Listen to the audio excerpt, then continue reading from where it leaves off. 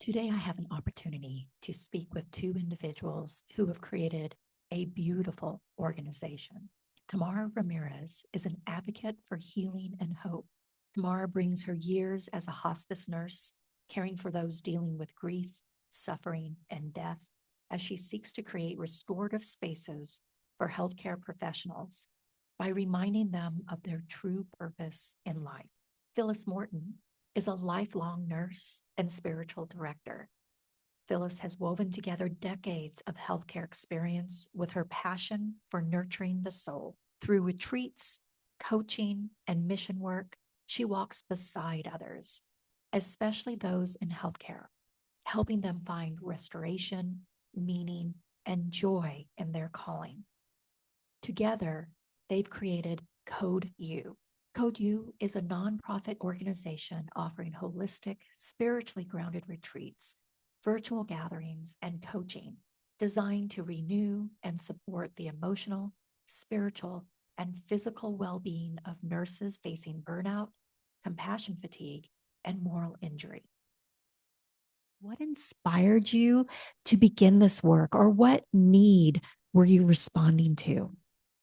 So it was 2020, and Phyllis and I are both nurses and spiritual directors. And we began to witness firsthand the toll the pandemic was taking on bedside nurses. We saw how nurses we knew were beginning to feel isolated, discouraged, and overwhelmed. Something that kind of still is around today. Maybe has always been, but it was really heightened at that time. We saw that nurses, their hearts were hardening from compassion fatigue and burnout. We would even say their souls were crying out. And we saw this from nurses telling us, I can't even hear the buzzing of the machine anymore. I can't, I'm just so exhausted. Now, the truth is, Phyllis and I had both experienced, after long nursing careers, severe exhaustion, burnout, and compassion fatigue. But this was something different. And we wanted to figure out a way that we could be a part of offering care during the pandemic. We also knew that we couldn't go directly to the bedside.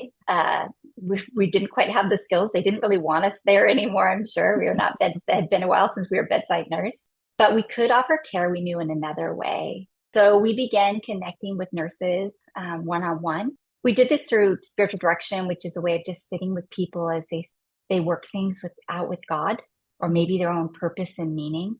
And we offered just a simple, safe place for listening and reflection and healing. From there, we moved to offering small groups where nurses could then gather and share their experience. This was at that time all done virtually, right? And so that they could remember they weren't alone. Now, as we all know about nurses struggled to care for themselves in the best of times. But during this time, they were extremely exhausted, not only providing very care during difficult times, they were coming home to homeschool their kids and care for their loved ones. So the idea of doing something that would care for their own selves, their own hearts and souls, it felt impossible to engage that. And even some, as nurses do, had a sense of shame that they would even need support. So over time, our work began to evolve into what we offer now at Code U, which is education coupled with reflective well-being practices and meaningful conversation and connection. Essentially, what we learned is that by adding continuing education and sometimes food, like a little gentle bribe, nurses were more likely to pause and care for themselves. What started as something in Phyllis's living room, something grassroots in the time of crisis, has grown as we began to partner with more and more people who want to see healthcare transformed, who want to see nurses, those who care like nurses, receive the care they deserve. And from a holistic perspective, body, mind, and spirit. We do holistic with a W because it means the whole self. So in 2023, we became a nonprofit organization so that we could raise funds and release the financial burden of receiving this type of additional support for nurses. And currently, we offer 39 ANCC accredited hours with a focus on well-being and leadership development. That's wonderful. Just amazing. How would you describe what you do and who you serve? So we focused initially on nurses, nurse leaders, but we were able to begin to incorporate, to give continuing ed to counselors and social workers. And we've included a few physicians in a few of our conferences. So those people who in healthcare dedicate their lives to caring for others. And Tamara mentioned that we use the ANCC accredited to offer our continuing ed. And then we also have developed a leadership program they go through after they have completed one of our retreats. And what we find is that it's a place where they can start, as Tamara said, begin to think, oh, I do need to care for myself, because that allows me to serve my patients better, to be able to regain why I went into medicine, nursing, counseling to start with. When we get burned out or we have deep compassion fatigue, you not only don't hear the beeps, you don't hear that refreshment and that purpose in your soul and heart that you went in to do this to begin with. And that is one of the places that we survive as we do our work. I love the work the two of you do. Hmm. So, what outcomes or changes have you seen that you're most proud of? Good question. And I would say this takes us to where our passion is. Mm. So early in our career, we had an opportunity. We were invited to speak to a day of bringing a number of nurses and nurse leaders together when we really were at the edge of pandemic. And there were 435 nurses, leaders from all over. So we weren't really quite prepared for that, but it was a good place for us to begin. But where we really, and our passion lies and where we see change take place is when we have small groups, our one-on-one coaching, our mentoring, our spiritual direction. So when we have these opportunities to work with nurses or counselors or whatever, that's where we see the space that they can reflect, that they exhale, and they try to touch back to why in the world they started in this profession to start with. So we've seen nurses there really rediscover joy in their practice and then become healthier in their boundaries. And then they begin to lead even in their units in a more holistic way. So example of that was early on, we worked with a group of nurse leaders, and this particular nurse had been a nurse in that same hospital for 15 years, which is a pretty good run in all fairness, and over 3 units of step down, so pretty sick patients. And as I began to meet with her some one-on-one after she went through the retreat and used some leadership. One of the things she said I really like is storytelling, which is actually one of my favorite places to go to. And so she'd been doing that in morning gatherings, that she would share stories. And then she created a blog where all the nurses could do that. And it began to really raise the passion on the floor and her group and beginning to work together more. And then interestingly, as she was working as a leader, the hospital asked her to let go of her assistant nurse, her assistant nurse leader.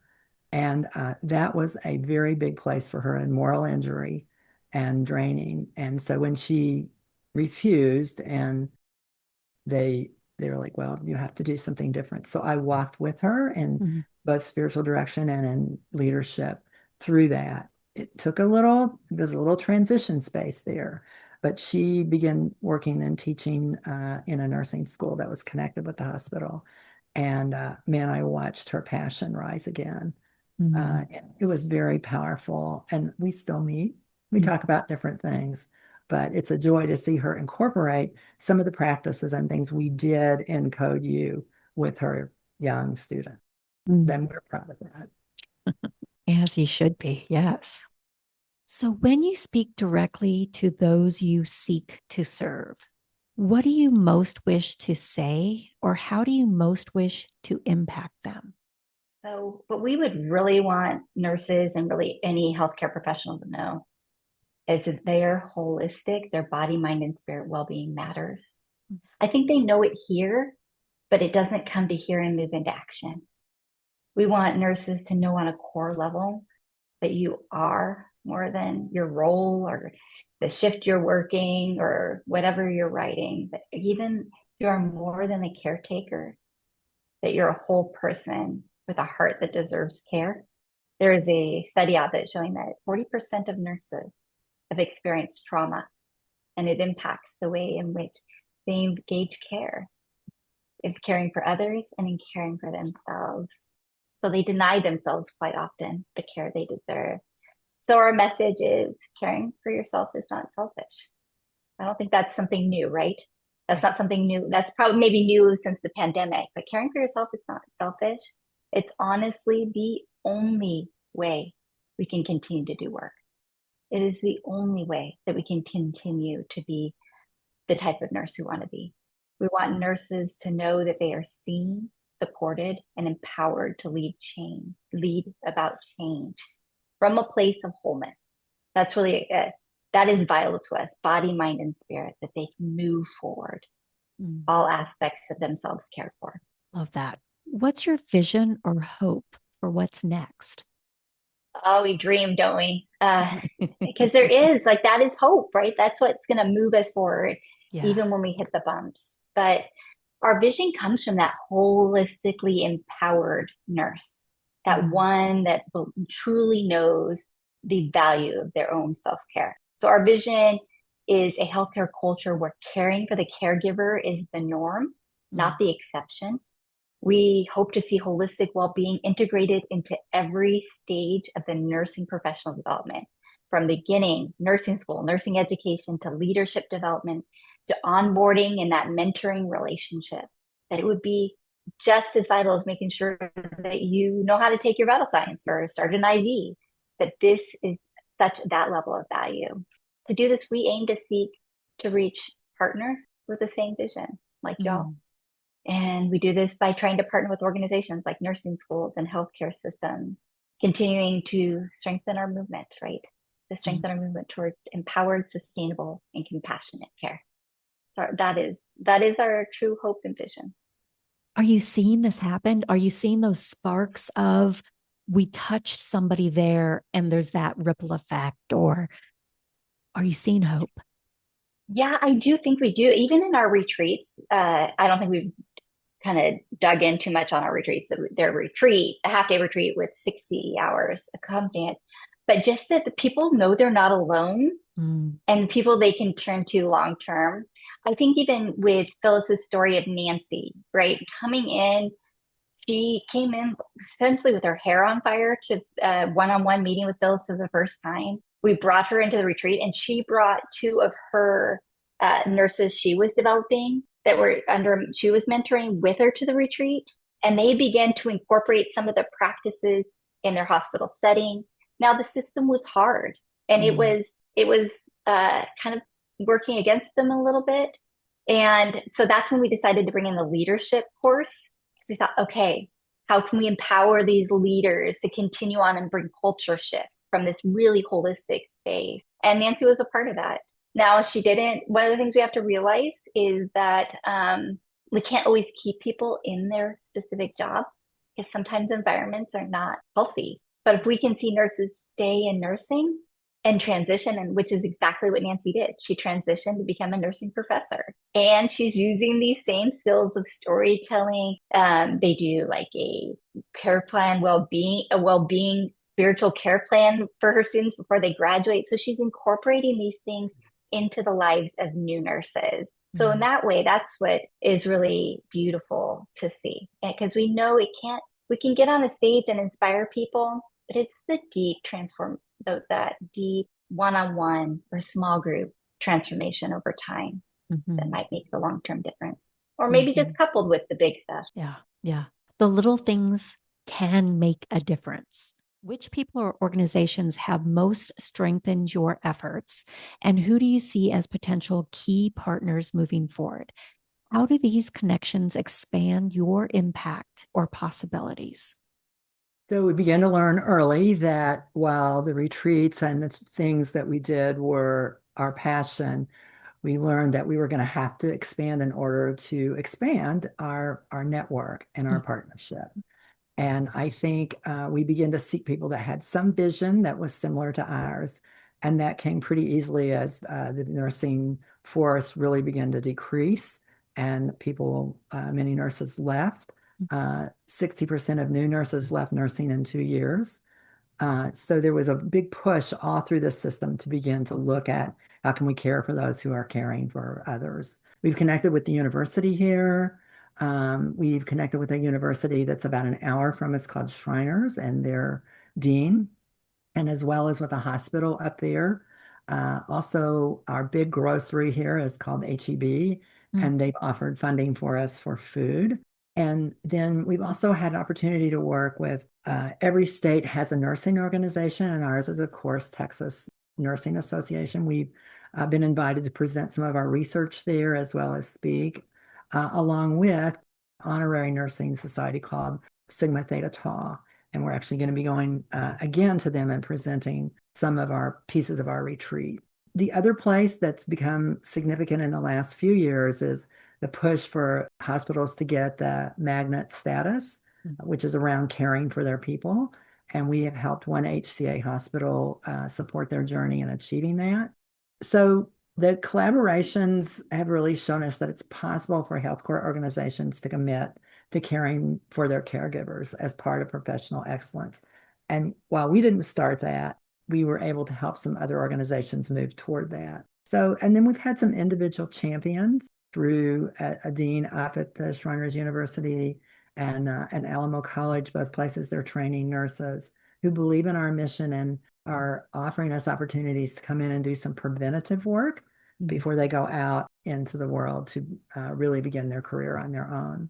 And that piece has also been rewarding and challenging and learning how to do that commitment. Our board that we have is beginning to become a true working board, but they have walked with us through these last few years. And we're beginning to add an advisory board of people that are specialists in law, marketing, mental health, and grant writing. So it's growing and we're growing with it. And looking ahead, we are continuing to seek partners who want to be really part of what we're doing in Code U through grants and work and donations. So it's a growing experience and an excellent opportunity for us to network with people who will go into the community and spread the vision that we have, particularly among healthcare. Beautiful. What's one lesson or insight you'd want others working towards similar goals that you have? What would you like them to know? I think what I'd like them to know is the work of healing systems and cultures is very slow and messy. There is a lot of pivoting and adjusting, right? But with every conversation that restores hope and every moment of reflection that rekindles like a sense of purpose contributes to lasting change. The most powerful things happen one person at a time. Sometimes we want to stay so big, but just in these little groups, these little conversations we're having like we are today, change can happen. That spark can become something more than we imagined. So we've seen, like I mentioned earlier, or Phyllis and I both mentioned earlier, nurses rediscover their joy. We've helped them stay in practice, develop healthier boundaries, and to begin leading from a place of wholeness rather than depletion. I think we've also learned that transformation comes from the inside out, that heart and that soul of that nurse. But above all, we've learned that sustainable change requires bravery on our part, sometimes loneliness. Sometimes it can feel like we're out there alone. That's why organizations like HRC are so helpful. It's a reminder we're not alone. But still, we need to follow our passion, trust the process, and remember that caring for those who care for others is sacred work. And I think that's what I would say. It begins with us, all of us together, doing our own small pieces of the work. That's perfect. How might you support or collaborate with others in the HRC network? What could you offer others? So we would be very eager to collaborate in ideas they may have, in opportunities to work with them, in curriculum, and in accessing other healthcare professionals.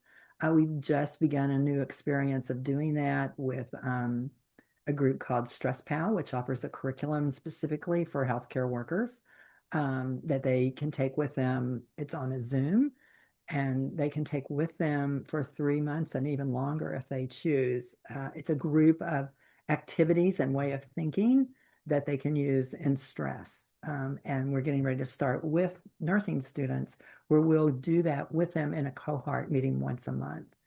and that will allow them to talk about what they're experiencing, as well as ideally create a network within their own nursing school there.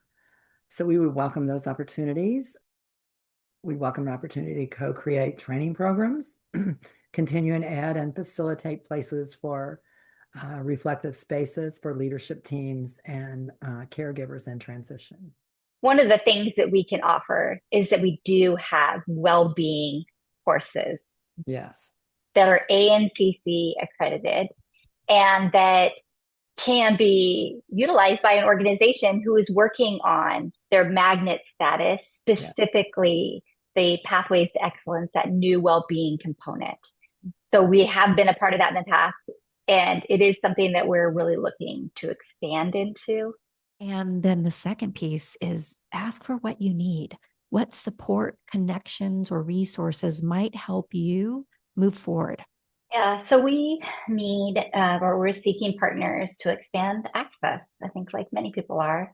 And for us, this would be through knowing different research collaborations, funding through scholarships or organizational scholarships. We want to make holistic well-being accessible for every nurse, right? So there's a funding need, and we're growing in our understanding of grant writing. We also, and maybe more importantly, value connections to institutions that are interested in piloting our programs or integrating well-being education into their professional development.